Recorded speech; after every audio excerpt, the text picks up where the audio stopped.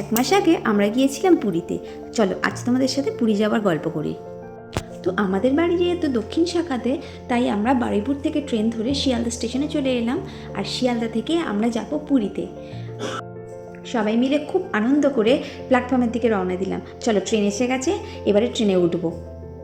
হাওড়া থেকে পুরী 12 ঘন্টার জার্নি। তো 12 ঘন্টার জার্নি শেষ করে আমরা যখন পুরীতে স্টেশনে নামলাম, তখন দেখি চারদিকে কুয়াশায় ঢেকে গেছে, পুরো ধোঁয়ায় ধোঁয়া, মানে চারদিকে সামনে লোককে দেখাই যাচ্ছে না, এত কুয়াশা ছিল। তো যাই হোক, পুরী স্টেশনে নেমে বাইরে থেকে 1 কাপ চা খেয়ে আমরা সবাই হোটেলের দিকে রওনা দিলাম। সামনে এতটাই কুয়াশা ছিল যে সামনে কারোকে দেখতেই পাচ্ছিলাম না। তো যাই হোক, এইসব কাটিয়ে আমরা যখন হোটেলের দিকে রওনা দিলাম, তো যাওয়ার পথে তো অবশ্যই সমুদ্র পড়বে। তো সমুদ্রের কাছে সোজা চলে গেলাম হোটেলের লাগেজ রেখে। এত ভালো লাগছিল, আমরা প্রায় 3 থেকে 4 বছর পরে এখানে এলাম, মানে পুরীতে এলাম। এত সুন্দর লাগছিল, একটা স্নিগ্ধ পরিবেশ, এত সুন্দর, খুব একটা ভিড়ও ছিল না, ফাঁকায় ফাঁকায়, খুব ভালো, খুব সুন্দর এনজয় করেছিলাম সেদিন। এরপর পুরীতে আসবো, রিলস বানাবো না এটা তো হয় না, তোমরা সবাই ভিডিওটা অবশ্যই দেখে নিয়েছো এর আগে। তো নেচে টেচে একটু ভিডিও বানিয়ে নিলাম। আর এটা আমাদের হোটেলের সামনের ফুল বাগান। এত সুন্দর ফুল ফুটেছিল, এই ফুলগুলোর নাম হচ্ছে পিটুনিয়া, বিভিন্ন কালারের পিটুনিয়া ওখানে ছিল।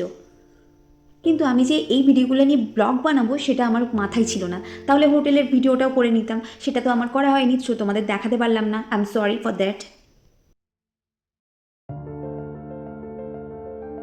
কিন্তু হোটেলের ভিতরের ভিডিও করতে পারিনি, তো কী হয়েছে, বাইরের এই বাঁদর মহারাজের ভিডিওটা ঠিক করা হয়েছে। আর এটা আমাদের হোটেলের বাইরেটা ছিল। এখানে এত বাঁদরের উৎপাত, তো জামা কাপড় বাইরে শুকোতে দিলে নিয়ে চলে যাচ্ছিল। যাই হোক, ওই দিন সকালবেলায় তো পুরীতে পৌঁছে গিয়েছিলাম, আর বিকেলবেলায় গিয়েছিলাম পতাকা উত্তোলন দেখতে মন্দিরের। এত অপূর্ব একটা দৃশ্য, দেখলে চোখ জুড়িয়ে যায়।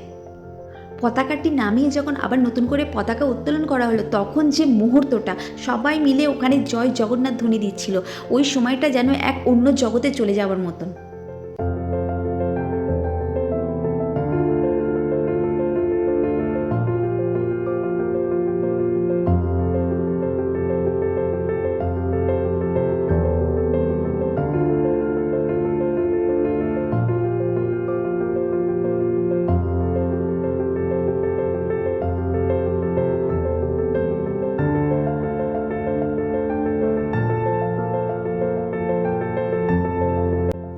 যাই হোক, ওই প্রথম দিনটা তো কেটে গেল। এর নেক্সট ডেতে সমুদ্রে চান করা। তো আমি তো সমুদ্রে যাই না, চানও করি না, তাই এরা সবাই চান করে এনজয় করে নিল। আর তার পরের দিন বিকেলবেলা বেরিয়ে গিয়েছিলাম সাইট সিনে, মানে লোকাল সাইট সিনে। এখানে বিপত্তারিণী মন্দিরে এসেছিলাম, এত সুন্দর লাগছিল, একটা ঠান্ডা ওয়েদার। তারপরে চলে গিয়েছিলাম গুপ্ত বৃন্দাবনে। আর গুপ্ত বৃন্দাবন দেখার পরে এখানে 108টি মহাদেবের মূর্তি। এই মন্দিরটার নাম অবশ্য আমার মনে নেই, তাহলে তোমাদের অবশ্যই জানাতাম। এই মন্দিরটিও খুব সুন্দর।